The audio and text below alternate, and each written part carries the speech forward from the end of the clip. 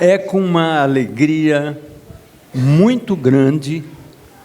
Nós viemos de São Paulo, saímos de lá juntos, Inácio e eu, às 10 horas da manhã, e eu estou tomando um banho de cultura, de conhecimento, de espirituosidade, de charme desse homem.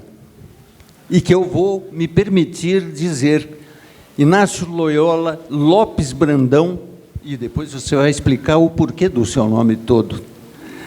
Nascido em Araraquara, não vou dar a data porque ele já falou que tem 88 anos.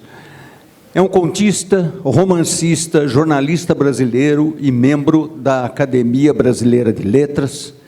Possui uma vasta produção literária, tendo sido traduzido para diversas línguas.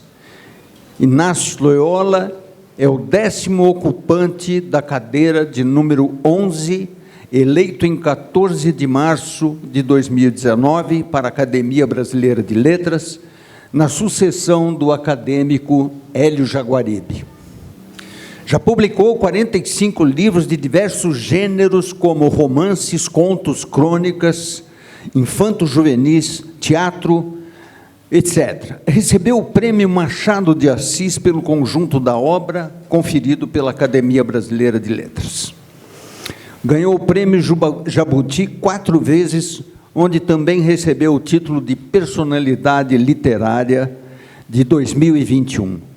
É doutor honoris causa da Universidade Estadual Paulista, Unesp.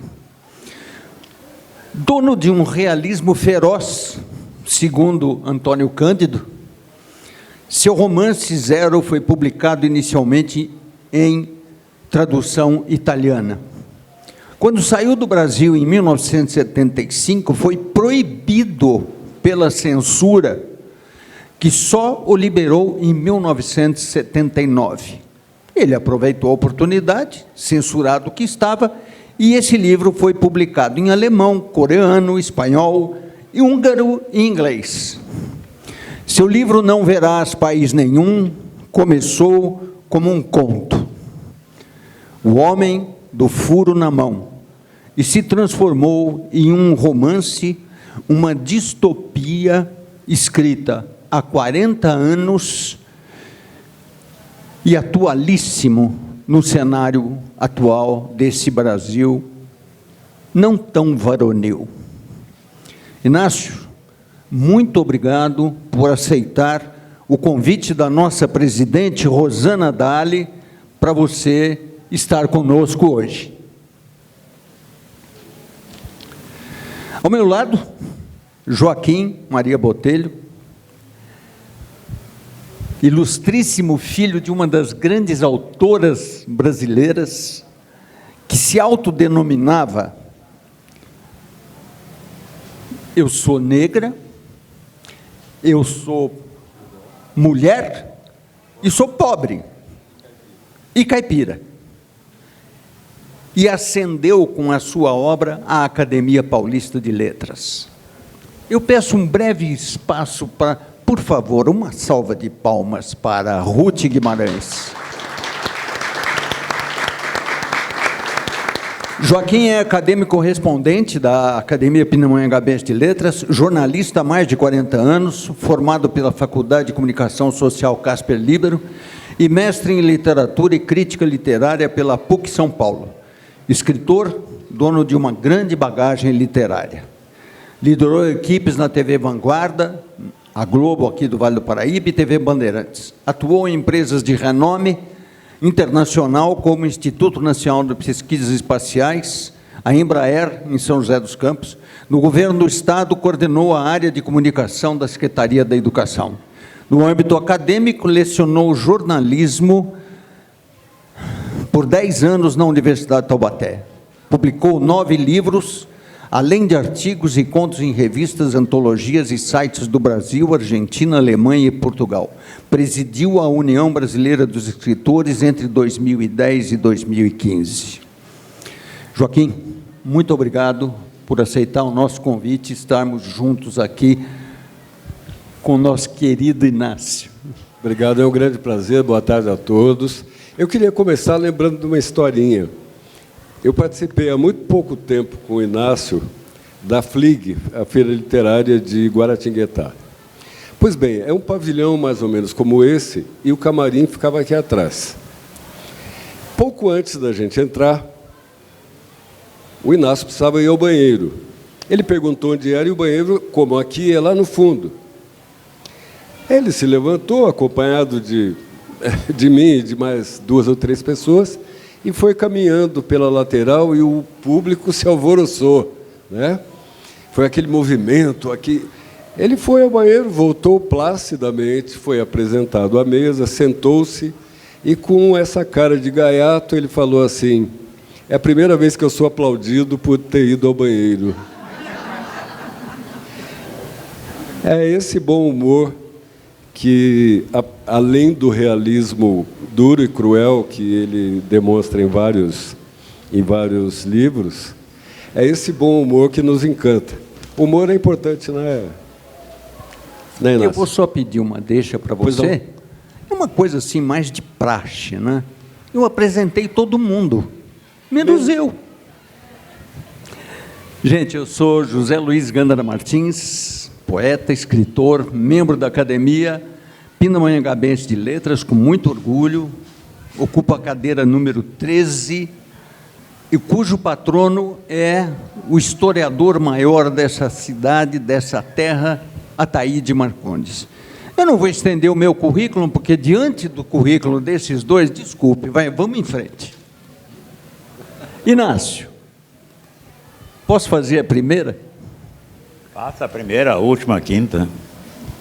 Deixa eu te perguntar uma coisa. A gente notou, em todas as suas apresentações, que a pergunta que não quer calar e que sempre fazem para você, talvez você já tenha respondido essa pergunta umas 10.000 vezes. Como tudo começou? Foi com o seu Antônio, seu pai? Começou quando eu nasci, claro. Mas eu quero antes dizer uma coisa. Outro dia eu estava em Guaratinguetá, numa feira literária, e conversei durante um tempo, e depois respondi perguntas, e aí uma professora perguntou, disse assim: olha, você está nos 87, chegando para os 88. Agora eu já passei dos 88. Como é que você chegou nessa idade? Entende? Você não tem voz de velho. Eu falei: o que será a voz de velho? Você respondeu um monte de perguntas. Você aguentou 1 hora e tanto. Você tem uma receita? É ginástica? É fisioterapia? É hora pro nobis? O que é? Falei: não, eu não morri. É simples. E também há pouco tempo, aí agora em Presidente Prudente, que é no outro lado do estado, uma pessoa me perguntou: dizem idoso e dizem velho. Você sabe por quê? Eu falei: quem me disse foi exatamente um idoso. O velho tem sonhos, o idoso tem projetos. Eu tenho projetos ainda. Aos 88 estou aqui.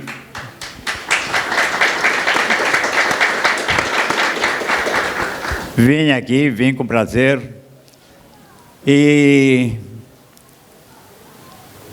eu fiquei emocionado quando aquelas crianças começaram a dizer poemas decorados. Eu nunca consegui decorar um poema.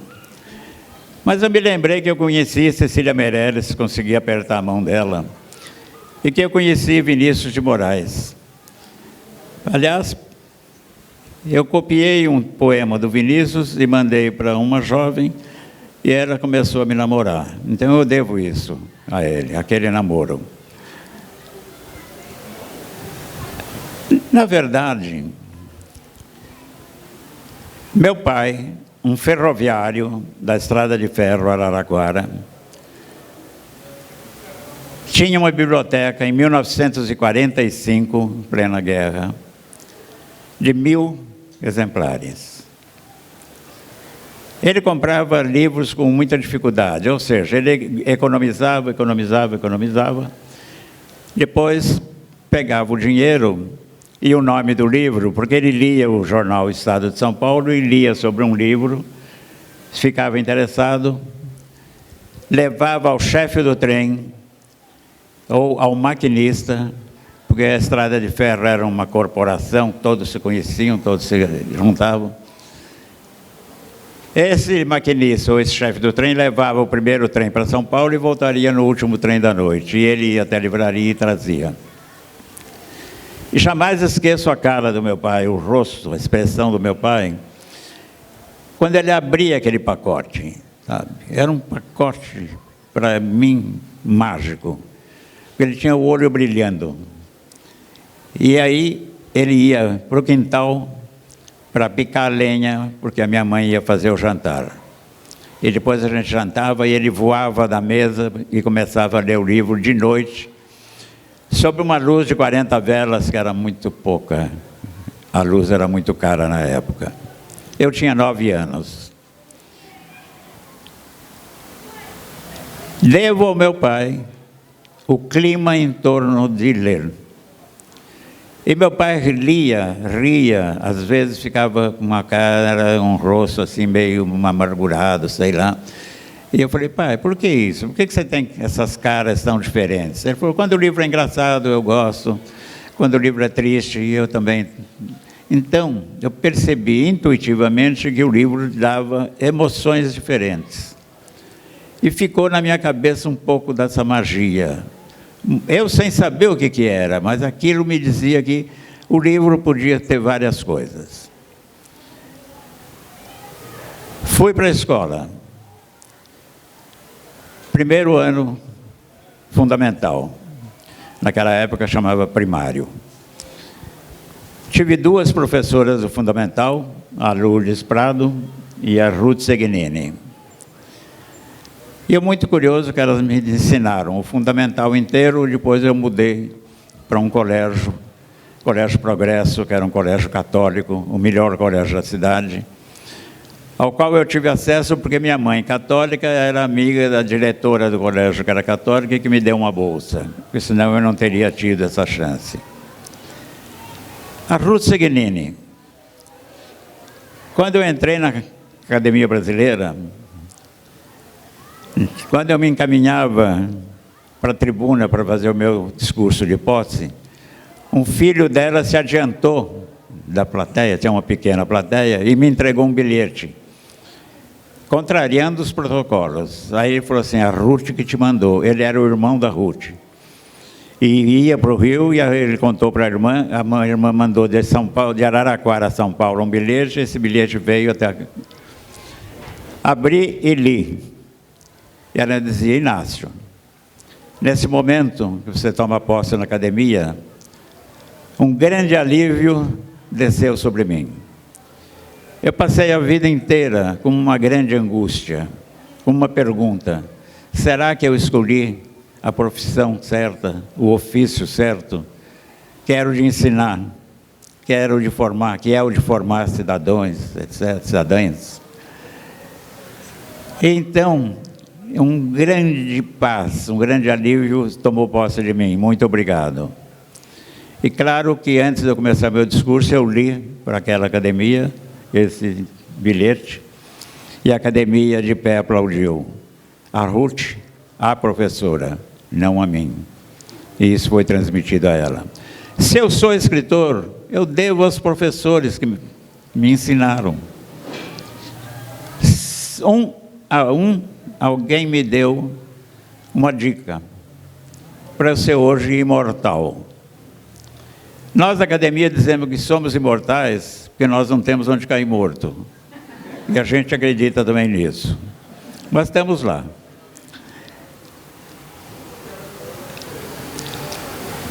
Lourdes Prado. Uma redação por semana. Uma redação por semana no primário. E depois isso continuou com a Ruth. E naquela época tinha nas escolas uns blocos imensos de gravuras. E a professora escolhia uma. Depois me disseram que eram umas gravuras alemãs, muito bem feitas. E para utilização em redação. Ela dizia, olha a gravura e escreve uma história aí. Aí é fácil, tinha lá um menino, uma menina, um gato, uma coisa, etc. Cada gente escrevia. Mas, um dia, ela abriu uma gravura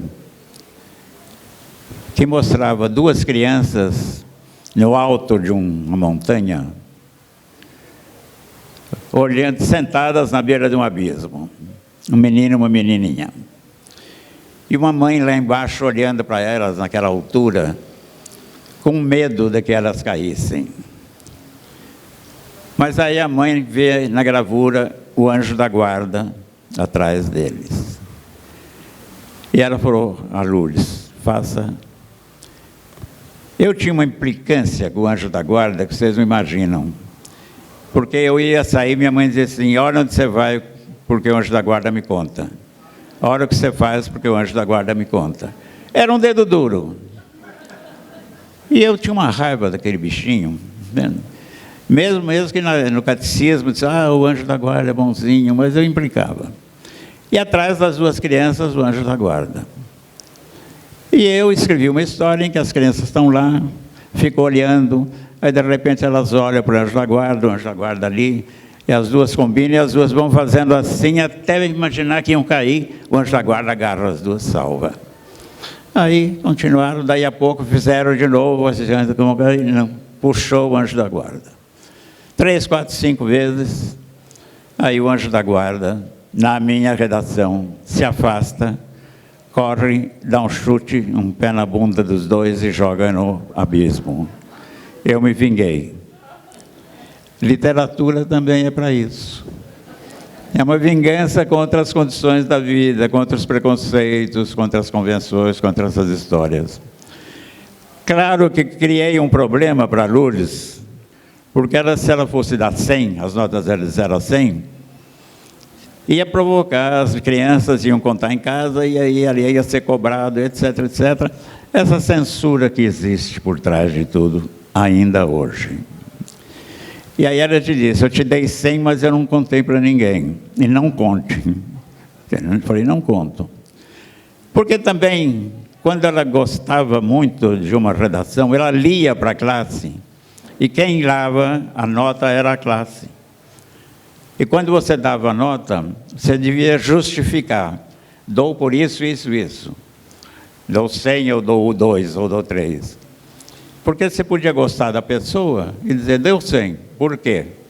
Desde 9, 10 anos eu aprendi a justificar as minhas redações e o que eu escrevia. Que me aprenderam uma lição que eu entendo até hoje. Bom, eu era pobre, remediado, tímido, me achava muito feio, magrinho. Nenhuma menina da classe olhava para mim. E eu ficava lá no fundo. E o que eu mais queria é que elas olhassem para mim. Porque tem sempre um mais bonito, tem um bem vestido, tinha um que cantava, tinha um que jogava muito bem, e eram os heróis da classe. E aí, eu não era, nem me olhavam, e eu lá atrás. Claro que eu era neurótico também. Aí, um dia a Lourdes nos mandou fazer uma coisa. Reescrevam Branca de Neve. Outra lição que ela nos dava, reescrever obras clássicas da literatura infantil e aprender a reescrever. E aí ela dizia assim, coloca tudo o que você quiser dentro do texto. Tudo que você gostaria de ser que fosse diferente, faça o que quiser com o texto, mas reescrevam. Também outro. Eu reescrevi na minha cabeça muitos romances da literatura brasileira, até que eu comecei a escrever os meus. E um dia que ela abriu o desenho da Branca de Neve, eu falei, é comigo. Adorava a Branca de Neve. Fui assistir a Branca de Neve, A primeira versão do Walt Disney é de 39, passou em Araraquara em 44. Fui ver, olhei para a tela, pisquei, a Branca de Neve respondeu. Aí eu sorri, ela respondeu. E aí eu falei, tem uma relação entre nós dois. E me apaixonei, e eu acho que ela sabia, porque as mulheres sabem quando as pessoas gostam delas, são apaixonadas. Pelo olhar, pelo jeito, pela entrega. E ela sempre me sorria, sempre, eu sabia que quando ela queria dizer alguma coisa, me piscava. Só que eu odiava os 7 anões. Porque a Branca de Neve é uma empregada dos 7 anões. É uma colaboradora doméstica. Empregada não pode falar mais. E aí, ela tinha que lavar, passar, cozinhar, limpar a casa inteira, arrumar a cama, lá fora lavar o quintal, aquelas coisas, limpar o quintal. E os anões, riquíssimos, porque trabalhavam em minas de diamante, não davam nada para ela. A minha cabeça era maravilhosa. E aí, quando eu tive que reescrever, eu falei, hoje é comigo, Branca. Reescrevi e entreguei. E a Lourdes leu a minha... Eu fui contando a história da Branca de Neve, e chega um momento em que os anões saem de casa e dizem, Branca de Neve, é primavera, vá aos bosques e colha cogumelos, champignons, e faça um creme para a noite. As filhas da mãe ainda mandavam ela fazer essas coisas. Eles saíram, foram, eu vou para mim, eu vou. Voltaram, a sopa, a sopinha, o creme nas tigelinhas, todos tomaram e todos caíram mortos sobre as tigelinhas. Ela só tinha escolhido o cogumelo envenenado. Ela se vingou? Não, eu me vinguei. Literatura, gente, entre aspas, é de alguma maneira uma forma de vingança contra as nossas condições, contra a vida que a gente leva, contra o que está acontecendo, contra tudo de injustiça. Nós não estamos hoje cheios de problemas sociais, polarização política, e etc, etc.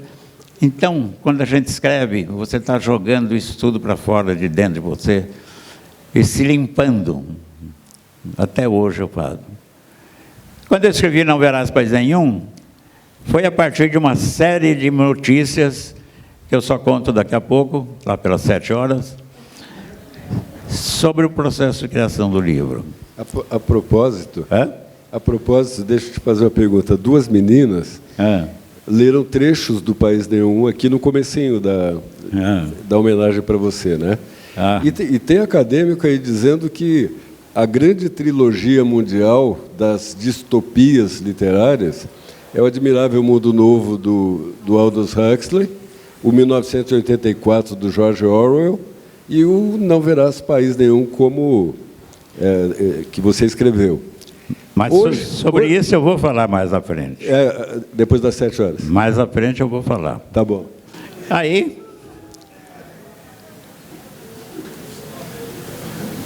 a gente, essas professoras, eu uma vez fiz uma redação e era segunda-feira. No interior, segunda-feira, era chamado Dia de Branco. Não por racismo, porque na segunda-feira, estou falando dos anos 40 ainda, 45, 46, 46, era o dia em que as mulheres lavavam as roupas brancas, de cama e mesa. E, aliás, as roupas de cama e mesa, as de mesa ainda tinha algum colorido, as outras eram todas brancas. E quando você andava pelas ruas e vendo os varais, pareciam velas de navios, eu também sempre ia explorando minha cabeça. Eu adorava aquilo. Mas reuníamos nós, os meninos, sem vergonhas, e íamos de gatinhas por baixo dos varais, porque no meio tinha um varal especial, que a gente, ali pelos 10 anos, olhava e eram as toalhinhas higiênicas, porque na época não existia Modis, não existia OB, não existia nada disso. Eram feitas em casa, a partir de tecidos felpudos, para que as mulheres usassem. E a gente olhava aquele varal assim, escondidinho, e falava: aquela é da Zuleika, aquela é da Vilma, a outra é da Nereide. Já era a nossa sensualidade chegando aos pés. Eu fiz a redação. E a Lourdes me chamou e falou: eu não posso ler a sua redação. E nem dizia a nota, que é 100. Porque realmente vai ter problemas que um dia você vai entender. Na tarde que o meu livro zero foi proibido, eu entendi o que ela dizia.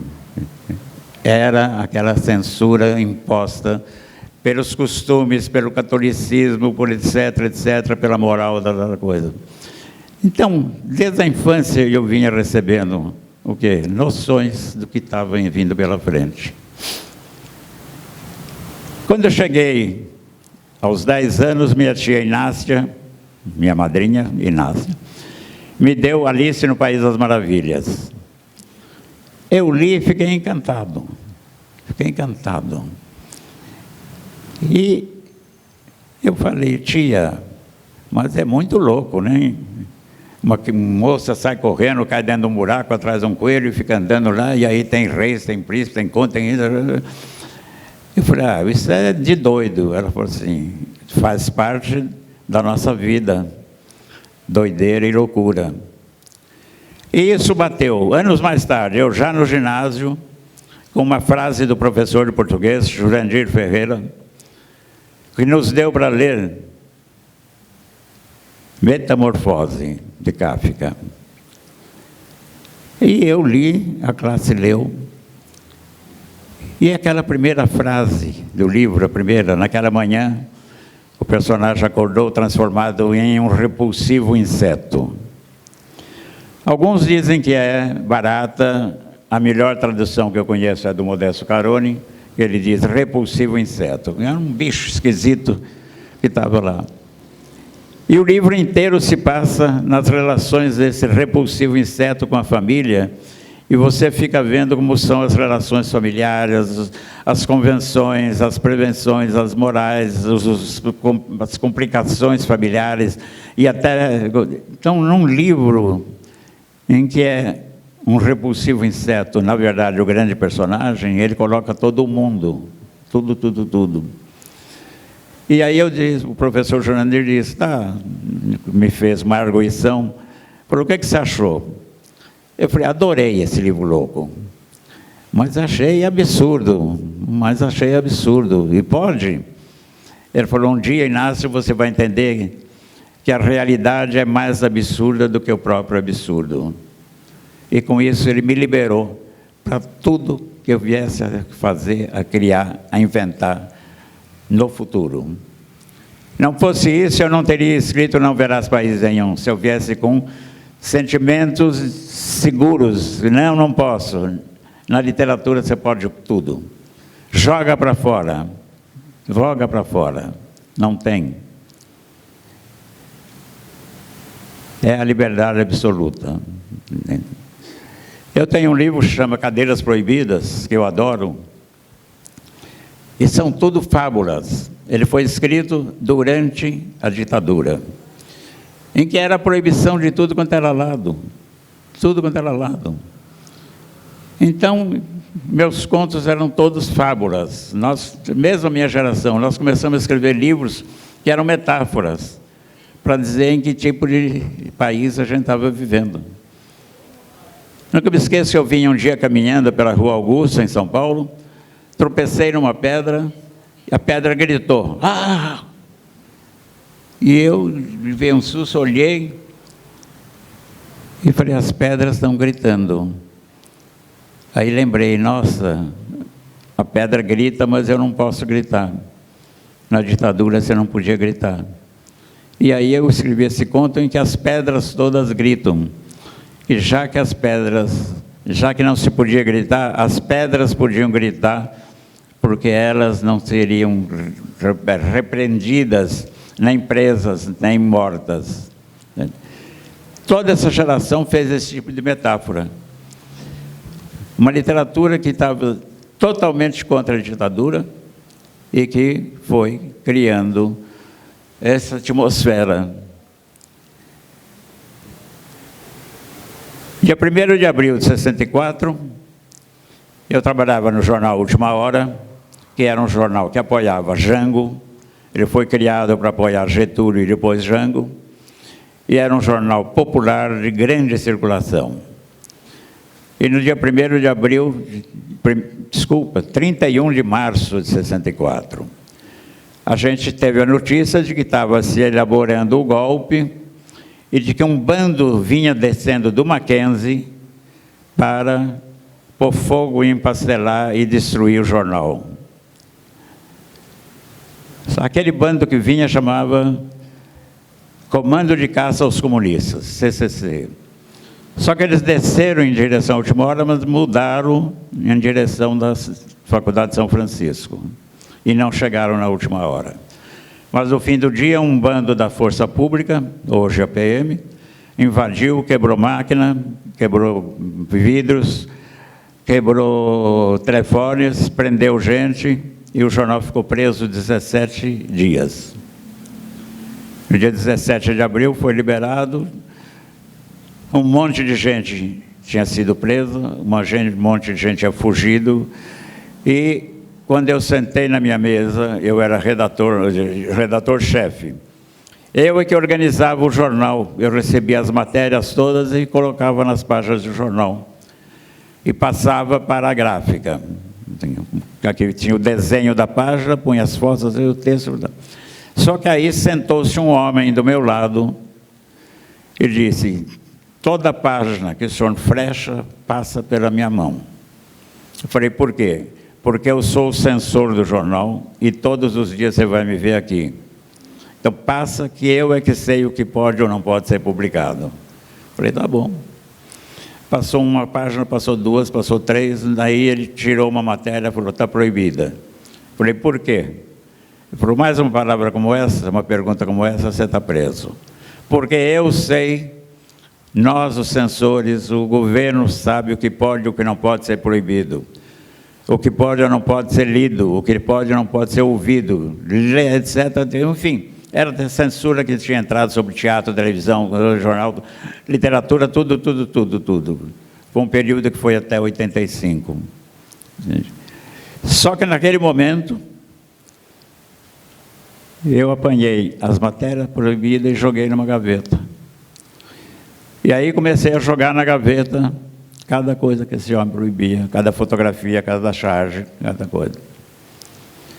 E eu ia levando para casa. E todo dia tinha 10 páginas, 5, fotos, charges. E eu fui levando, eu morava num pequeno apartamento na Praça Roosevelt, e um dia uma atriz muito amiga minha, Ítala Nandi, entrou, que a gente ia ao cinema, ela olhou aquele monte de papel: o que é isso, lixo? Falei: tudo que a censura proibiu. Aí ela falou: mas não é um romance, Inácio? Aí começou a nascer Zero. Guardei tudo aquilo anos, e fui depois desse toque, eu falei: realmente, tudo isso é o proibido. E se eu disfarçar essas coisas todas, fizer pequenas fábulas, pequenos contos, pequenas cenas, pequenas situações, é um romance. 10 anos depois eu terminei Zero. 10 anos. Eu fazia. E eu tinha que escrever de uma forma a evitar que a censura dissesse: não, tudo que você está dizendo é Brasil. Não existe a palavra Brasil, não existe a palavra São Paulo. Só existem as situações das bombas que explodiam, das pessoas que eram presas, das pessoas que eram torturadas. Vladimir Herzog era meu amigo de mesa na Última Hora, quando foi preso e depois torturado e morto. Então, tudo que era coisa eu conseguia colocar lá, para retratar a ditadura, porque ninguém tinha tido coragem, e nem eu era corajoso. Mas eu estava escrevendo, eu não sabia se eu ia publicar. Mas eu queria deixar pronto alguma coisa. 10 anos de trabalho. 10 anos de trabalho. E aí, eu visitava muito a Editora Abril, e na Editora Abril havia um canal oculto, através do Departamento de Documentação, o Arquivo da Abril, que se comunicava com os grandes jornais e revistas da Europa e dos Estados Unidos. E muita carta de tortura chegava para a gente. E eu descia no arquivo, que eu depois passei para a revista Cláudia, descia no arquivo, lia aquelas cartas, espantado, copiava, tinha cópia, levei para casa, e todo um capítulo do D0 é com aqueles depoimentos. E fui e terminei o livro, 13 editoras recusaram, ninguém quis. Por quê? Porque seria preso eu e o editor. E eles sabiam, não adiantava não ter a palavra Brasil, São Paulo, nada, eles sabiam o que era. Até que eu consegui uma intermediação, o original foi para a Itália e o original acabou saindo na Itália em 74, na editora Feltrinelli, a mesma que tinha descoberto Pasternak e o Dr. Zhivago.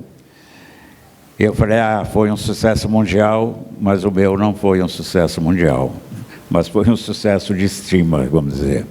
Mas foi importante que foi publicado. Um ano depois, uma editora de São Paulo, do Rio de Janeiro, teve coragem de comprar o livro e traduzir. E a editora foi muito engraçada, Lígia Jobim. Ela falou, eu comprei os direitos do Zero, só que eu tenho em italiano. Quem que você pode pedir para traduzir? Eu falei, eu. Agora você me paga a tradução. E era Rio e me pagou um pequeno bônus pela tradução do livro, que já era em português. Para você ver a loucura das coisas todas. Né? O livro Zero saiu.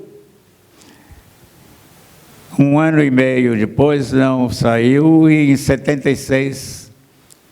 descobriram o que era o livro, e ele foi proibido, e passou 3 anos proibido. O que é que eu venho fazendo como leitor, como escritor? Mostrar o Brasil. Está tudo ali.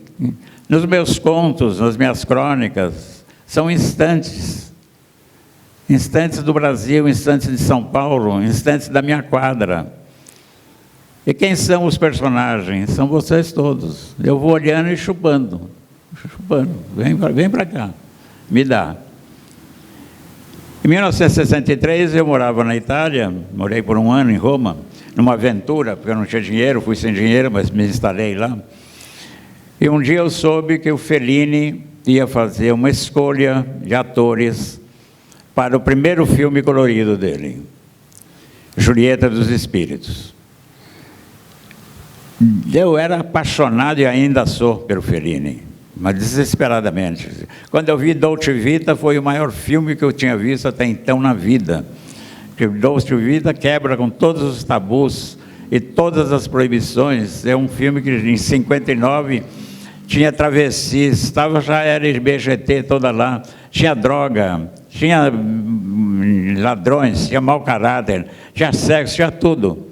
O Fellini estava rompendo. Então, e aí eu tinha conversado com o agente da empresa, da produtora. Falei, mas eu sou do Brasil, mostrei uma credencial da última hora e eu quero ter uma palavra com ele. O cara falou, uma hora ele falou, você tem 2 minutos, uma pergunta. E eu me aproximei, trêmulo, um italiano horroroso, mas eu consegui me expressar. E eu perguntei, por que o Fellini estava sentado e tinha uma fila que saía pela rua, quilométrica, e ia de Pindamonhangaba a Taubaté. Claro, todo mundo queria ser ator do Fellini. Eu falei, o senhor escolheu alguém? Ele falou, não, meu filho. Eu estou olhando em cada um, o olho, o nariz torto, a falta de orelha, ele manqueando. Eu estou mostrando tudo que é sinal particular, esquisito, estranho, para pôr um ator, para pôr outro, para pôr outro, para pôr, colocar. E eu falei, nossa, ele falou, assim que você constrói um personagem. Você sabia disso? O senhor escreve? Eu fiquei quieto, eu ia falar que eu escrevia. Escrevia no jornal. Eu falei, eu quero escrever. Ele falou, então, olha para o mundo, olha para as pessoas, conversa com ela e extrai de cada uma os detalhes que você precisa para o seu personagem. E isso bateu com uma conversa de Lourdes Prado e Ruth Signini, anos lá atrás, quando ela distribuiu a nós, cadernetinhas como esta, de apontamentos, cadernetinhas como essa. Não me deixe esquecer que o dinheiro está ali também. E aí, ela falou assim, vão para a rua e anotem tudo que é curioso, diferente, engraçado, triste, etc, etc, etc. Porque depois de uma semana a gente vai abrir essas cadernetas e daí vocês vão tirar o tema para a redação. Aí eu falei, como? Ela falou assim, porque o tema da redação é a vida. Você, quando quer escrever, olha para fora. E o que está lá você puxa. O que está lá você puxa e põe para dentro. E isso bateu com uma frase que aos 22 anos, já em São Paulo e já no jornal Última Hora, eu tive um encontro com Nelson Rodrigues, um grande dramaturgo, um grande cronista. Ele escrevia uma crônica por dia sobre classe média. Era assim, aquela rasgar a classe média no meio e mostrar como é que ela é. E eram crônicas, que eram contos, que sempre tinham um final diferente e espantoso. E eu entrei um dia, 2 da tarde, no jornal, ainda não tinha ninguém, e eu vi o Nelson Rodrigues lá no canto escrevendo. Ele morava no Rio, mas às vezes vinha a São Paulo quando estreava alguma peça. E aí eu fiquei olhando, ele virou, ele era grandão, menino, jovem, que você está olhando. Eu olhando para o senhor. Eu admiro muito, admiro o que o senhor escreve, eu quero escrever. Como é que o senhor consegue fazer uma crônica que é um conto por dia? Gente, um conto bem feito leva 1 mês, 2 meses, 3, às vezes. E aí ele falou, olha pela janela, está tudo aí, puxa. E é isso que a gente aprende a fazer, puxar. Aí ele falou assim, mas aprende a olhar e saiba escrever. Então, a cada momento, eu estava aprendendo uma coisa. Aqueles professores que me diziam essas coisas, a Lourdes que me mandava ir para a rua, anotar. Eu tenho milhares de cadernetas dessas em casa. Lá, um dia eu falei, eu jogo tudo fora. Os jovens, as pessoas de hoje têm uma imensa vantagem, celular. Grava palavras, grava quem está falando, entende? Põe na boca da pessoa, ouça a música, põe tudo ali. E o material que sai de dentro disso é imenso. É imenso. E é melhor, porque você não precisa ficar parando e escrevendo. Você grava.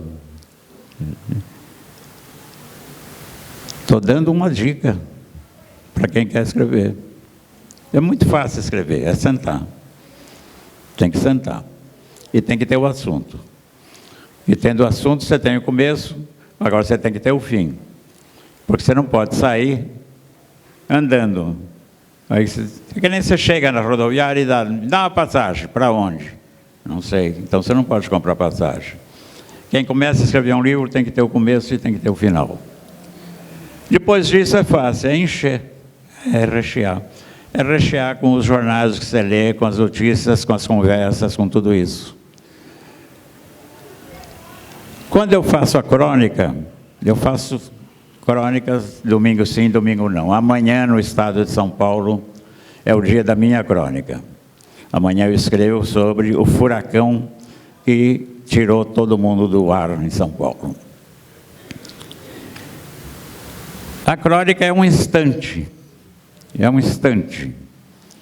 uma cidade, em que você está andando e, de repente, pega uma coisa que é um pequeno flash poético. Eu estou misturando tudo, viu? Eu notei. Estou misturando tudo. Eu notei. Eu tenho... E além do que, Hã? nós dois estamos aqui assim, extasiados, olhando para você. A gente até esqueceu as perguntas que ia fazer. Então, bom, aí a crônica. Porque às vezes eu Deixa saio eu te correndo e não sei onde eu interromper, estou. desculpe. É. Você comentou comigo na viagem, mas é uma informação preciosa. Quantas crônicas você já escreveu na vida? Desde que eu comecei, passando pela Folha da Tarde, Shop News, Estado de São Paulo, Jornal da Tarde, umas 8.000. Dá lá. Várias eu já republiquei em livro. Mas sabe, olha, eu vinha pela rua. E uma hora eu parei diante de uma mulher. Tinha uns 60 e tantos anos, muito elegante, num tailleur Chanel, cabelos prateados. Eu trabalhei 16 anos dirigindo a revista Vogue. Quer falar de moda, pode falar comigo, sabe? E aí, parei e aconteceu uma situação que todo mundo já passou por ela. Você para na rua, e aí um olha para o outro, aí você vem para cá, a pessoa vem. Aí você vem para cá, a pessoa vem. Aí você vem, ela vem, você vem, ela vem. Aí fica assim. E nessa terra de neuróticos que é São Paulo, a pessoa fala, puta saco, sai da frente, estou com pressa, tem uma reunião. E todo mundo está com pressa, tem uma reunião. E aí você passa. Nessa manhã, eu fui, a mulher foi, eu voltei, ela voltou. Eu fui, ela foi, ela voltou. 3, 4 vezes. Paramos, ela me olhou e disse, muito obrigado, meu senhor, por ter dançado comigo nessa manhã. A cidade é cheia de poesia também. É só descobrir. Entende? Então, é ter o olho aberto. Há pouco tempo eu vinha descendo a Rua Augusta, que hoje está acabando, não é mais a antiga Rua Augusta, hoje é só prédio que está... Bom, a cidade está sendo destruída por arranha-céus. E aí, deu uma chuva, eu entrei numa loja. Quando a chuva passou, a Augusta tem era uma ladeira assim que vai para o Jardim América, a água escorrendo da enxurrada. E eu vi um bando rodeando alguma coisa. Fui até lá. Outra coisa, se você não for curioso, você não é escritor. Voltando a Lourdes um dia disse assim, vai para a rua, pergunta. A coisa mais importante do mundo é perguntar. Eu fui jornalista e a coisa mais importante do mundo para mim como jornalista foi perguntar, para fazer as matérias. Bom, eu cheguei lá, na enxurrada tinha uma negra nua, tomando um banho naquela enxurrada. E feliz, nua. E as pessoas em volta. E aí, uma mulher até, uma granfina da Augusta, com uma bolsa Chanel, falou, indecência, por que não vem uma polícia para fazer essas cenas e tal? E demos-lhe uma vaia e ela foi embora. E aí um cara saiu e trouxe um sabonete numa farmácia. E ela feliz, passando sabonete. Eu e um outro sujeito falamos, vamos comprar uma toalha. Fomos e compramos uma toalha. E foi um outro, comprou um desodorante. E ela se banhava, e a gente ali. E gente passava, não tem polícia nessa terra, não tem polícia. Agora, a felicidade daquela negra se banhando naquela água gelada era um encanto. Aí demos o sabonete, ela adorou, aí se enxugou e foi saindo. E aí ela foi andando, alguém falou, você esqueceu as roupas. Eu tomei banho, eu estou limpinha, essas roupas estão sujas e fedidas, eu vou embora pelada.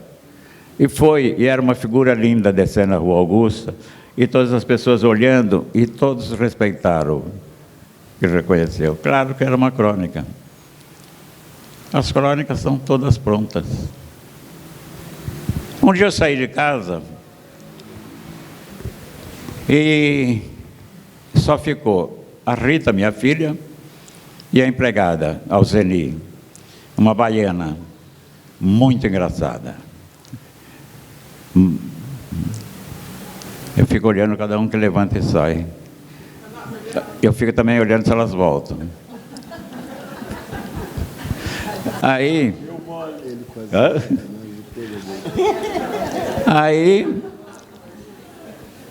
ficou a Rita e a Alzeni, a empregada. E uma hora a Rita foi ao banheiro. Rita, minha filha, mãe da minha neta, Antônia, que daqui a pouco eu falo. Eu vou falando, gente, vocês mandam buscar comida. Aí, a Rita não conseguiu abrir, tomou banho, não conseguiu abrir a porta do banheiro. E aí mexeu, e nada da porta abrir. Ela olhou pela janela para ver se dava o prédio assim, em L, de ver se tinha algum vizinho, nada. E ela começou a bater na porta e gritar: Alzeni! Alzeni! Alzeni! Nada da Alzeni. No fim, a Rita viu o zelador numa área do vizinho ali, deu um grito, ele veio, liberou a Rita, sei lá. A Rita saiu, a Alzeni na frente dela: que aconteceu, filha? Filha. Ela falou: eu estava presa. Você não ouviu eu te chamando? Ela falou: claro que eu vi. Mas por que você não atendeu? Ah, filha, quando você está sozinha numa casa e você ouve o seu nome ser chamado, é a morte chamando. Se você responder, você morre. Então eu fiquei quieto. Ela falou: estou aqui. Não. E saiu. Aí a Rita saiu, foi embora. Claro que no dia seguinte eu sentei e a crônica foi isso. E foi uma das que mais teve repercussão. Agora em jornal a gente tem repercussão porque tem e-mails, essas coisas todas, né? E aí depois eu falei: Alzeni, que história é essa? Ela falou: quando você está sozinha e a morte chama, não atenda. Se você atender, ela leva. Como não escrever dentro desse mundo com tanta fantasia, com todas as que ocorrem a todo momento, a todo instante? Todo instante. Não precisa procurar. As coisas vêm e caem na sua cabeça. Lição fundamental para mim de escritura foi dada por Ricardo Ramos, filho de Graciliano Ramos, que trabalhou comigo no jornal Última Hora. Eu tive sorte de trabalhar com essa gente. O Graciliano foi um dos maiores escritores desse país. Poucos ainda excederam o Graciliano. Porque o Ricardo, um dia, filho do Graciliano, conversando, ele fazia uma página de literatura, no segundo caderno. E aí, ele falou: olha, Inácio, você mandou hoje, ele me pediu um texto qualquer, aí eu entreguei, ele falou assim: vê cá, posso fazer uma coisa? Eu falei: pode. Ele começou a riscar, veja se não fica melhor se eu tirar todas essas palavras. Num texto de uma lauda, ele tinha tirado umas 20 palavras. E eu fiquei muito preocupado. Falei: nossa, tudo isso? Aí ele falou: olha, meu pai tinha um ditado, uma frase com ele, que ele disse depois, várias vezes em entrevistas: a palavra não foi dita para enfeitar, a palavra foi dita para escrever. Então, limpa, seca, enxuga o texto E eu realmente, quando eu olhei, eu tirei todas as palavras que ele tinha me ligado. Porque eu tinha mania de pôr um sinônimo, outro, achando que eu estava demonstrando inteligência. Sabe? Que eu sei palavras. Nada, basta a palavra exata. E aí ele me deu para ler um trechinho do Graciliano, dizendo como é que ele fazia, como é que devia ser. O escritor é como as lavadeiras à beira do rio, lavando sua roupa. Molham na água, põem o anil. Anil existe ainda? Não existe. Meu conhecimento doméstico é um pouco precário, mas existe. E aí, bate, ensaboa, bate de novo, ensaboa, põe mais coisa, e vai torcendo, e vai torcendo, e vai torcendo, até secar, até não sair mais um pingo d'água daquela peça de roupa, lençol, toalha. Faça assim com o texto. Enxugue, enxugue, enxugue, torça, torça, torça, até o texto ter só a frase principal.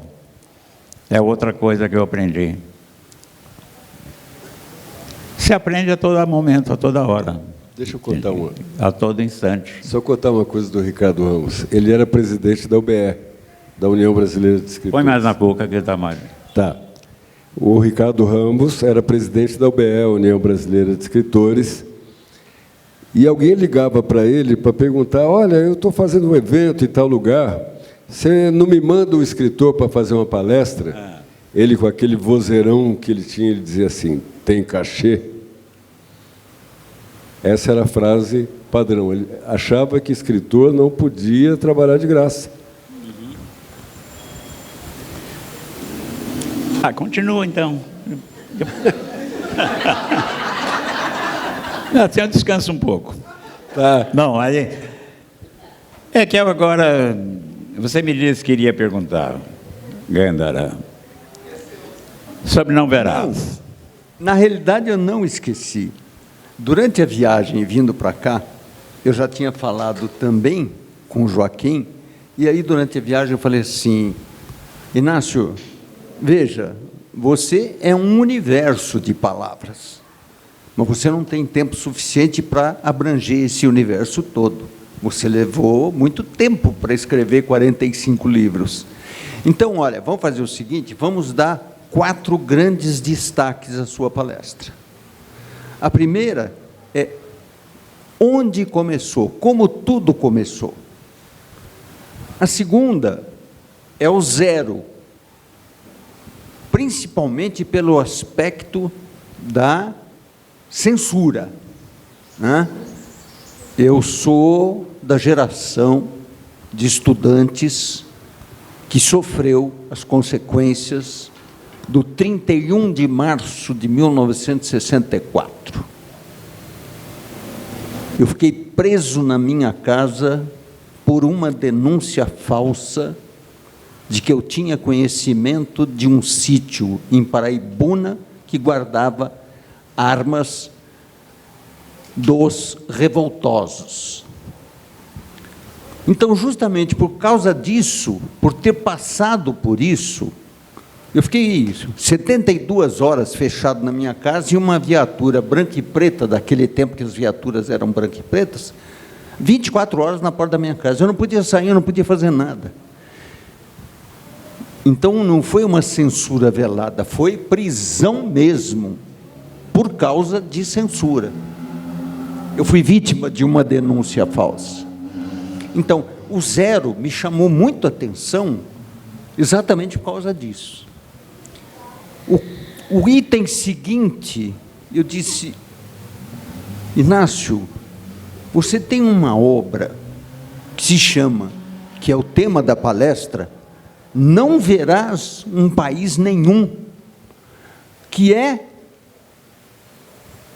um romance, uma distopia que se passa em São Paulo, em que um homem descobre que tem um furo na mão e segue-se a história. Distópica, não só pelo relato, mas principalmente pelo seu conteúdo. E por último, o último item é Antônia, a netinha dele, que nasceu, e ele estabelece um diálogo com a neta no segundo dia de vida dela, em que a neta o questiona: vovô, que mundo é esse que eu estou chegando para viver? A resposta está no livro que ele escreveu. Então nós montamos esta sequência quase didática para ele expor a obra dele. Mas ele bagunçou todo o coreto. Deixa eu perguntar uma coisa antes dele falar da Antônia. Por favor.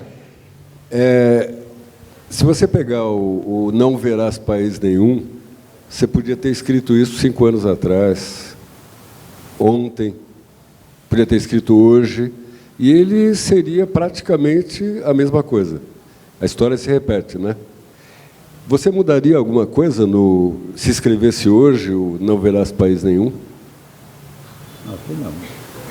Eu hoje não é. Se você escrevesse Não Verás País Nenhum hoje, você mudaria alguma coisa do que você escreveu antes? Eu não mudaria uma linha. Para que acrescentar? Eu vou estragar. Apoiado. Por que não verás? Alguém tem uma caneta na mão? Me empresta aí.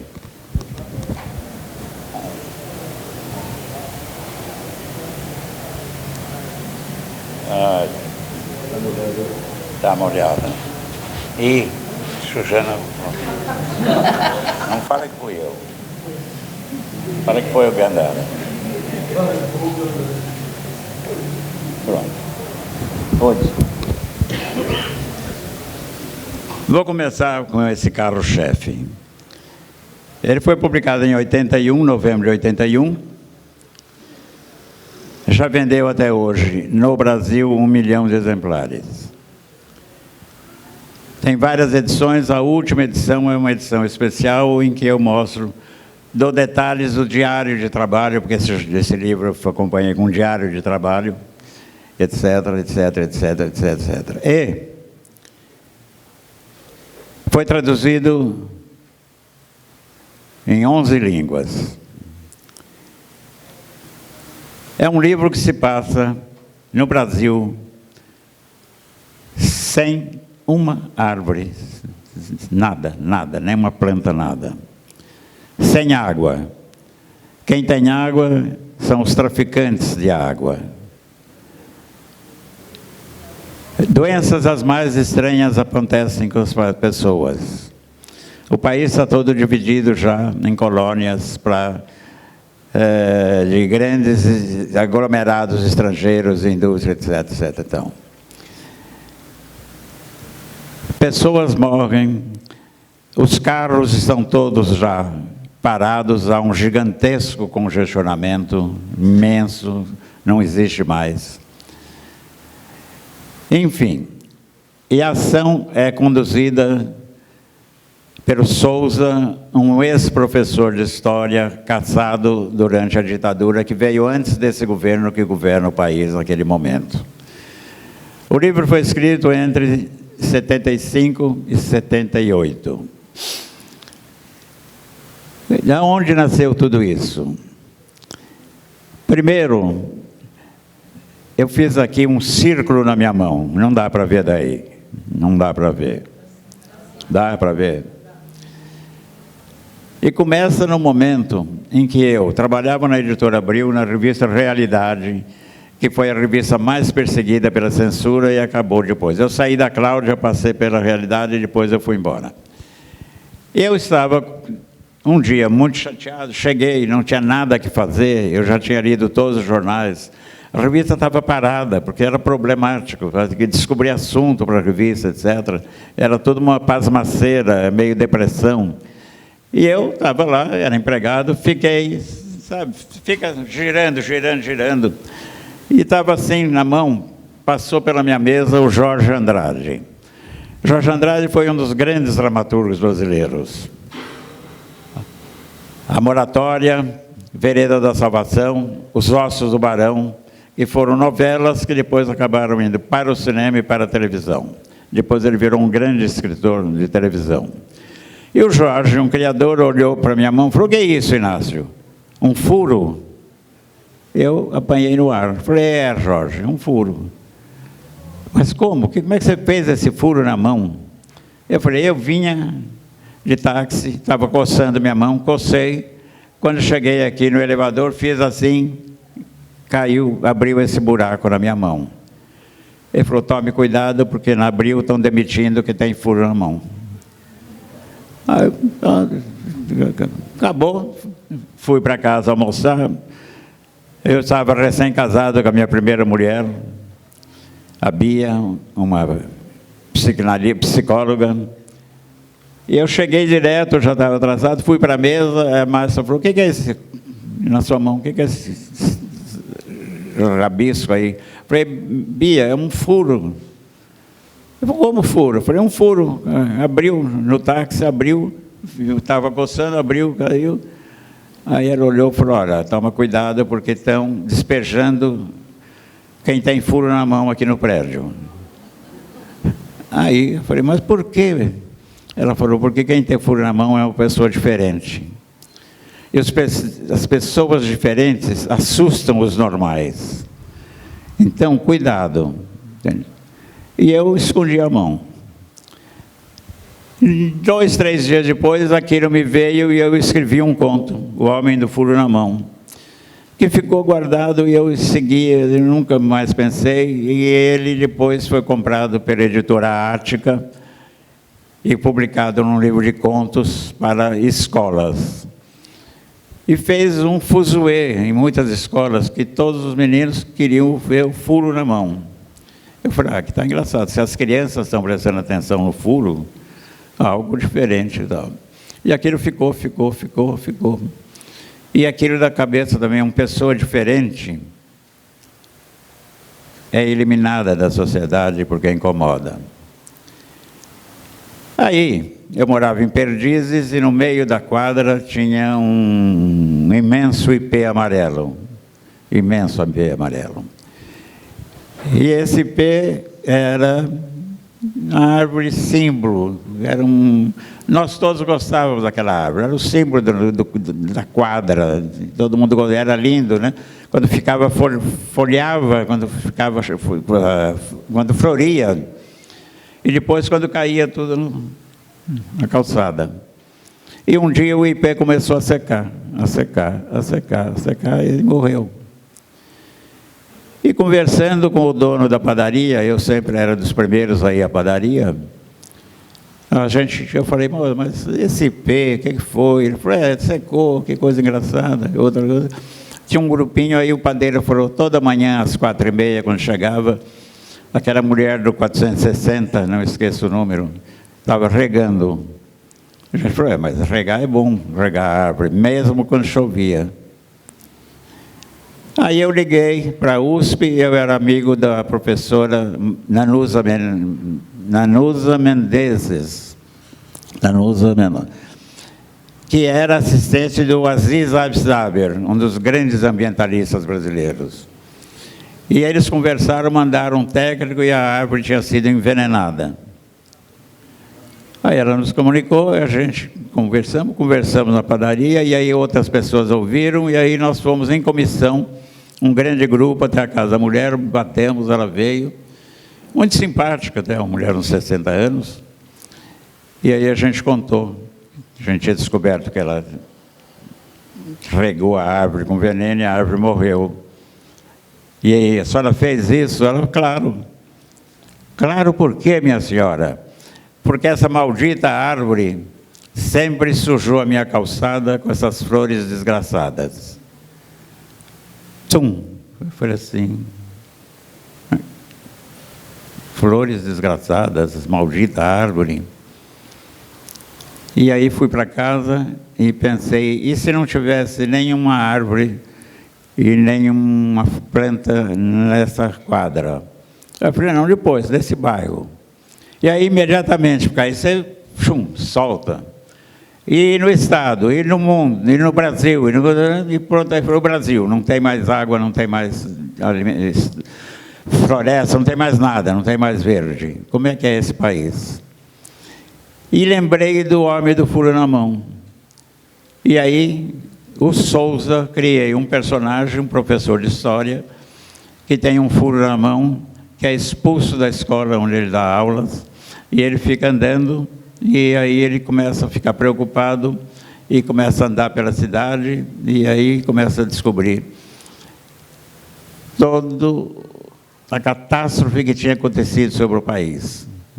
A cidade de São Paulo, toda dividida em bairros, para você ir de um bairro para outro precisa de uma licença especial, para ter água precisa ter licença especial, comprar água de uma maneira ou de outra. A água começou a faltar e aí, da minha cabeça, começaram a usar a urina e reciclar a urina transformando em água. E aí ia vendo o que vinha, eu ia pondo. Aliás, anos depois eu assisti um filme do Kevin Sone, como é que era? Que entrava numa balsa no mar e ele fazia xixi e filtrava esse xixi. E eu falei, ele leu meu livro e copiou.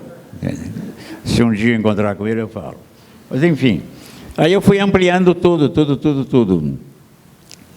E cada vez eu ia ficando mais louco, cada vez mais louco. E pessoas morriam, pessoas andando pela rua morriam de repente, quando passavam em uns círculos. Aí conversei de novo com especialistas, os caras dizem, não, o aumento, a mudança de clima e de tudo está provocando zonas onde é muito mais quente. E aí o livro tocou, foi embora. E eu falei, ninguém nunca vai ler esse livro. Saiu em novembro de 81. Eu falei, meu maior fracasso. Acabou minha carreira. Saiu a primeira edição, esgotou em uma semana e ninguém sabe por quê, e muito menos eu. Saiu uma nova edição e as edições foram vendendo e nunca mais parou de vender. É o meu carro-chefe hoje. Como? Olhando em volta. Porque eu recordei de jornais e revistas 4.000 recortes sobre clima, sobre os oceanos subindo, os oceanos estão subindo, sobre as geleiras degelando, já estão degelando, e etc. Pouco a pouco, a realidade veio atrás de tudo que eu tinha usado. E eu lembro que realmente eu comecei a escrever o Não Verás, num dia que eu li uma notícia que me espantou. Nevou no deserto do Saara. Eu tenho essa notícia, várias delas eu ainda guardei, porque eu fiz 4.000 e eu dei depois de presente para a professora Cecília de Almeida Salles, para fazer uma história, uma matéria que ela estava inaugurando, genética do manuscrito. Ela estudou o Não Verás. Se choveu no deserto do Saara, imagine o resto. Foi traduzido e tem uma edição que é muito curiosa. E com isso eu vou terminar. Não? Falta Antônia. A Antônia.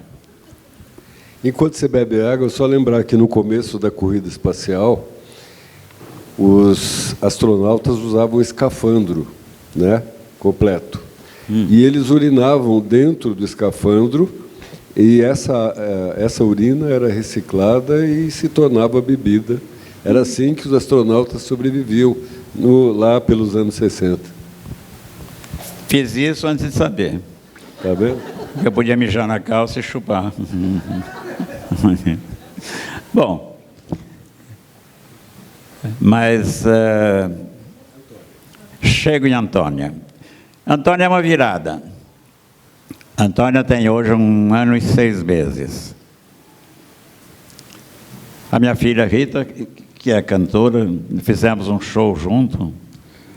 Aliás, me conta que eu vou fechar com uma história que eu gosto de um professor, tá bom? Professor Ulisses. Eu vou até às 9h30, tá?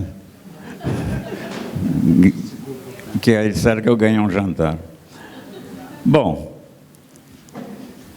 Antônia, Bom, a Rita casou, engravidou e teve uma filha. Eu tenho 6 netos com a Antônia, eu tinha 5. E aí, quando nasceu, fomos todos para a maternidade, na noite que ela nasceu. E aí, na Promatre, aí um corredor assim, aí saiu, lá era o produtor de bebês, saía uma mulher, saía outra, saía... E a Rita veio devagar, com a Antônia berrando.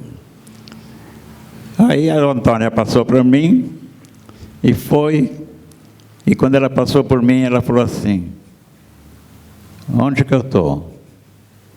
Eu falei assim, você nasceu, o que é isso? Você está vivendo. O que é viver? Na minha cabeça, claro. Ela não falava ainda. E ainda não fala. Fala assim, fala cada coisa. Mas, enfim. E eu fui para casa com isso na cabeça, sentei e fiz um diálogo com a Antônia naquele instante em que ela sai do ventre da mãe. E ela olha para mim e falou, quem é você? Seu avô. O que é avô? Falei, sou o pai da sua mãe. Então, mãe? O que é mãe? Falei, você estava dentro da sua mãe. Eu estava dentro do quê? Você estava lá no escuro. O que é escuro? Falei, depois você saiu para o claro. O que é claro? Então, eu mesmo fui me interrogando. E ela pensando, e eu colocando os ruídos em volta que afetavam. E aí terminava uma pergunta que ela dizia assim, falava, bom, agora você vai viver. Ela falou, mas o que é viver? E que eu acho essa grande pergunta. O que é viver? Nós sabemos. A gente tenta saber o que é viver a vida inteira. Toda a minha literatura é o que também não viveram. Toda a minha literatura foi tentar mostrar o Brasil, mostrar ao mundo. Eu estou tentando agora escrever um livro sobre a idade. Mas eu não quero fazer um livro nem assim de que o velho é chato, nem de que o velho é isso, e nem fazer um livro de autoajuda, nem nada. Eu não sei ainda o que fazer. Quer dizer, eu já comecei. Mas é a primeira vez que eu tenho começo e não tenho fim. Então eu estou encalacrado. Isso é normal, eu estou acostumado. Às vezes eu paro no meio do livro e não sei continuar, mas é normal. Mas agora eu tenho medo de uma coisa muito louca. Será que eu vou ver a Antônia crescer? Será que eu vou conseguir terminar esse livro? Então eu me recuso a morrer enquanto ela não crescer e enquanto eu não escrever esse livro. Então meu objetivo é esse, acabar esse livro. E termino com uma história. Já era para acabar? Não, vou acabar agora. Eu fiz primário, fundamental, colegial, ginásio, e quando fui fazer o colegial, eu tinha que escolher entre científico e clássico. Científico era quem ia fazer exatas, engenharia, agrimensura, agronomia, medicina, etc. E o clássico quem ia para humanas. E o clássico tinha filosofia, inglês, latim, francês e espanhol. E é claro que eu deveria fazer o clássico, porque eu já tinha começado aos 16 anos a fazer crítica de cinema. Eu adorava cinema, meu primeiro sonho foi ser roteirista de cinema. E aí, terminou o ginásio, eu tinha que fazer uma matrícula, esqueci, um dia minha mãe falou, Inácio, corre, porque é o último dia da matrícula. Eu acabei de almoçar, voei para o ginásio, cheguei lá, a fila do clássico tinha 8 e a de exatas do científico tinha 60.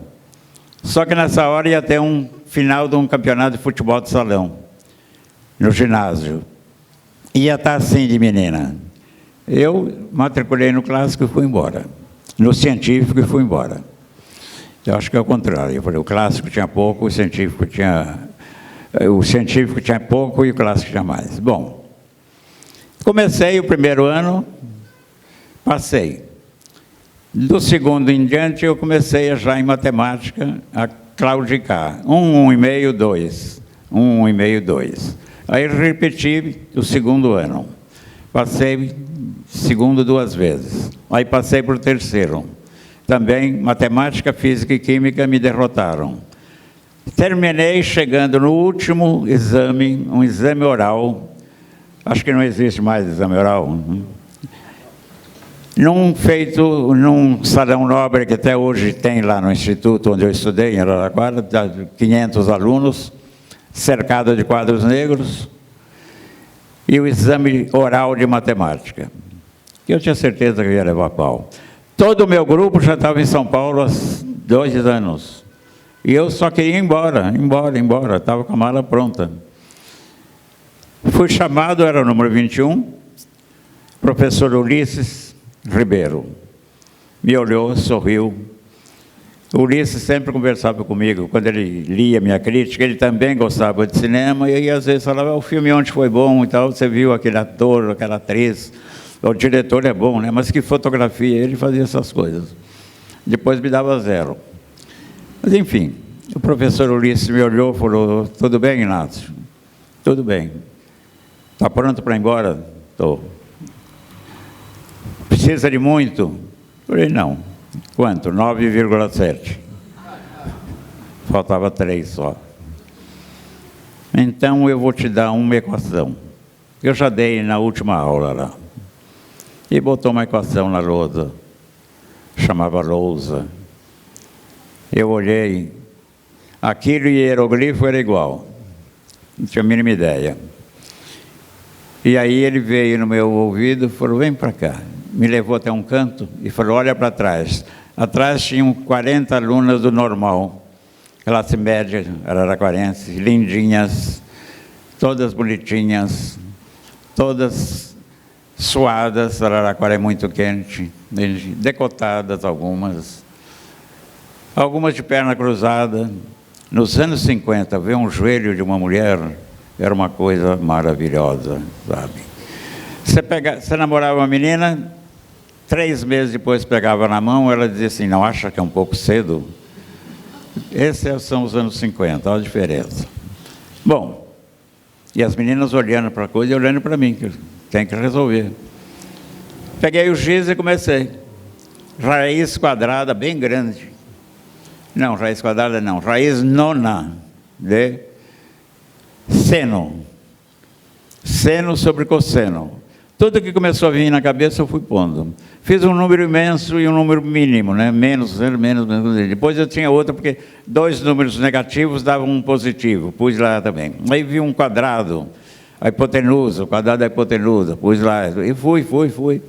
Que não tinha o mínimo sentido nada. Nada. E tinha um cara fazendo um exame de física do lado, o cu de ferro. Ele olhou, o que você está fazendo? Eu falei, renovando a matemática. E continuei.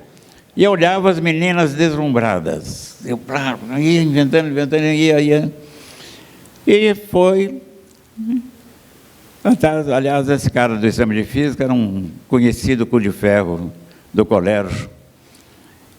E quando eu fiz 80 anos, eu e o Luiz Fernando Veríssimo fomos convidados para fazer uma apresentação no Itaú Cultural, em São Paulo. Então estávamos nós, cada um fez uma coisa, falou, eu contei uma história, ele outra. E quando eu estava contando essa história que eu gosto muito, quando eu falei cu de ferro, eu olhei para a moça que estava traduzindo Libra. Claro. Era uma coisa assim, ó. Mas não consegui fazer inteiro. Mas enfim. E parei, aí terminei e falei, professor, tá aí. Ele veio, foi olhando. O que é esse número imenso? Máximo denominador comum. Máximo denominador comum. E esse mínimo? Mínimo divisor comum. Esse quadrado aqui. O quadrado da hipotenusa é igual à soma do quadrado dos catetos. Tudo que eu tinha decorado. Foi indo. E foi, naquela loucura toda, pôs a nota. Qual? Eu não sou de tirar 9,7. 10. Ele falou, vem para a mesa. Eu fui, sentei. Falei, tá bom, professor. Eu entendi. O senhor não quis me humilhar na frente daquelas moças. O senhor já me humilhou me pondo na frente delas. Ele falou, não, foi de brincadeira. Eu falei, então eu sei, é 0, né? É só o lado direito da nota que vale. Ele falou, é 10. Eu falei, como 10? E olha o que ele disse. E o que ele disse me trouxe até aqui. Foi, Inácio, 10. 10 pela fantasia, 10 pela loucura, 10 pela demência e 10 pela imaginação. Vai embora, porque o teu mundo é da imaginação. E até hoje eu estou aqui no mundo da imaginação.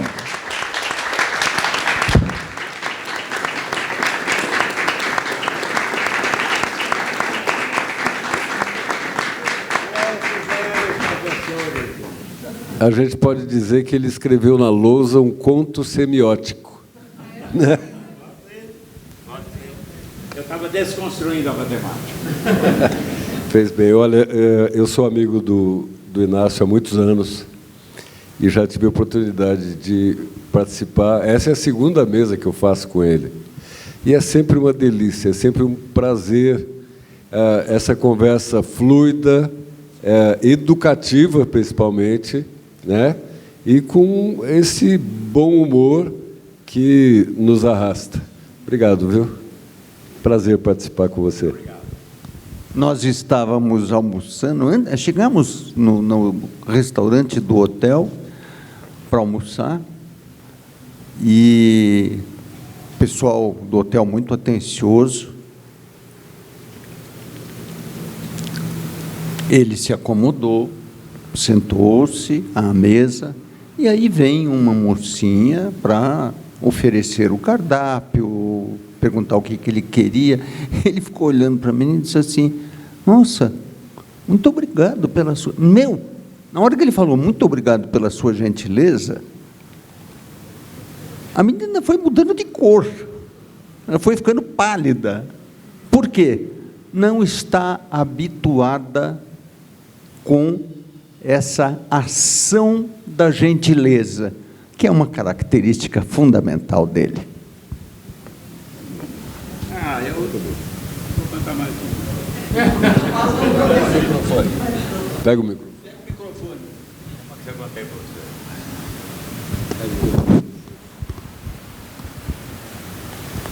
Eu tenho um livro que se chama Veia Bailarina. 2 vezes eu tive contato com a morte. A primeira eu tinha 21 anos, era repórter do jornal da Última Hora, e me mandaram cobrir uma rebelião que estava acontecendo na Central do Brasil, lá no Brás. Tinham aumentado as passagens e deu um pau, era um pau. Cheguei lá, estava tudo, abre porque a minha já está quente, por favor. Eu achei que era chá que estavam me dando. Mas aí, eu estava lá, e claro que eu tinha minha cadernetinha de repórter. E o fotógrafo, uma hora, falou, olha um pau que está vendo lá, deu até um tiro e tal. Vamos para lá. Eu saí correndo, e o repórter, o fotógrafo atrás de mim, a gente saiu correndo, e de repente caiu essa cadernetinha no chão, eu abaixei para pegar, e eu vi, pá! Levantei, o fotógrafo falou, olha atrás de você. Um soldado da Força Pública tinha levado o tiro no peito. Era para mim. Se não abaixo. E isso ficou na minha cabeça por muitos anos. A outra vez que eu me defrontei com a morte foi... Eu um dia senti tonturas. Trabalhava na Vogue, sentia tontura. E aí falei labirintite.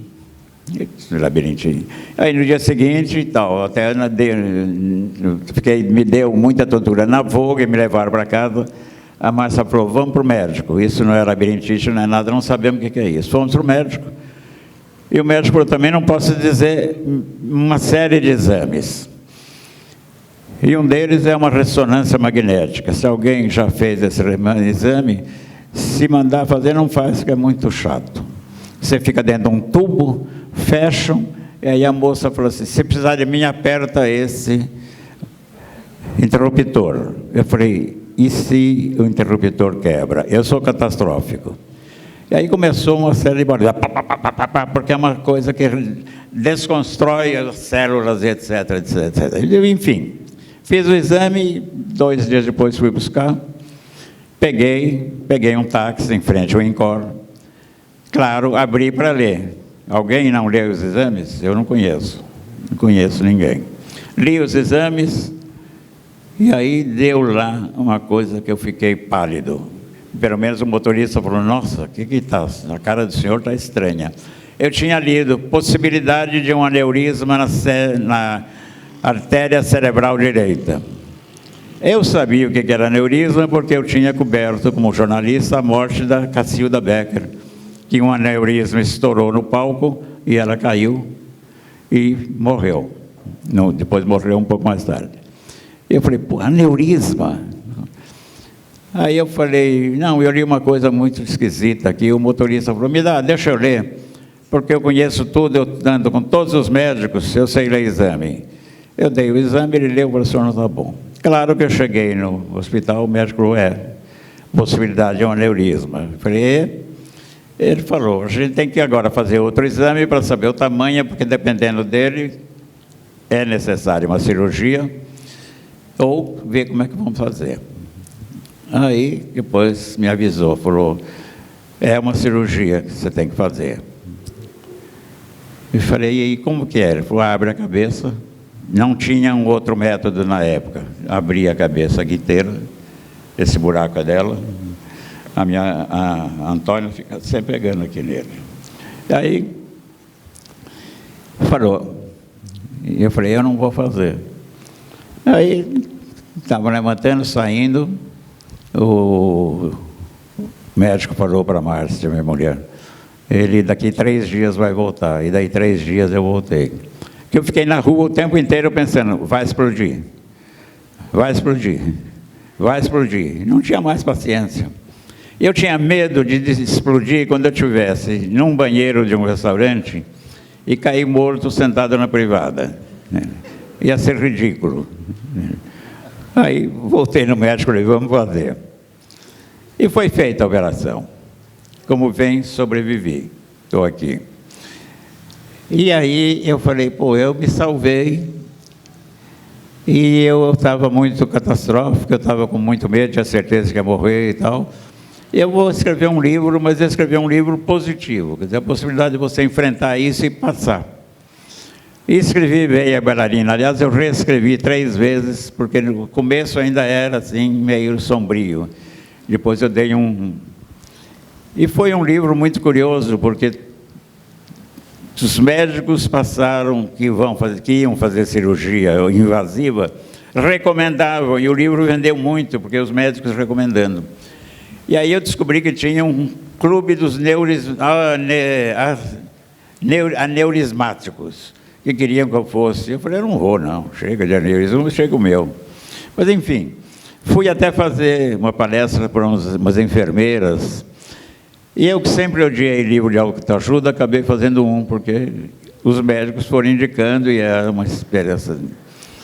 E eu lembro que as enfermeiras lá, 600 enfermeiras, elas falaram, qual foi o episódio mais curioso que o senhor descobriu? Eu falei, eu estava dormindo, uma enfermeira metia o pé na porta, eu acordava e perguntava, o que você trouxe? Eu trouxe um remédio para você dormir. Eu falei, mas eu estava dormindo. Então elas morriam de rir. Mas enfim, esse livro é a última página, é uma homenagem a Márcia, minha mulher.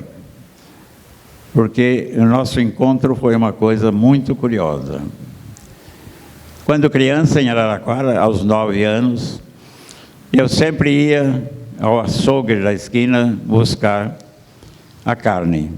Era um italiano muito bom, mas muito bravo, a gente tinha medo dele. Mas quando eu chegava lá, a varanda da casa era uma mulher morena, uma moça morena, linda, linda, linda, olho negro, dente branco, batom, cabelo negro, aquela coisa, com um sorriso, ela sorria para mim, linda, desesperadamente. E eu me apaixonei por essa moça. Claro, essas coisas que acontecem. E sempre gostava de ir buscar, sempre buscava. E um dia essa moça desapareceu da varanda. E eu cresci, e eu estudei, e eu fui embora para São Paulo, eu fiz minha vida.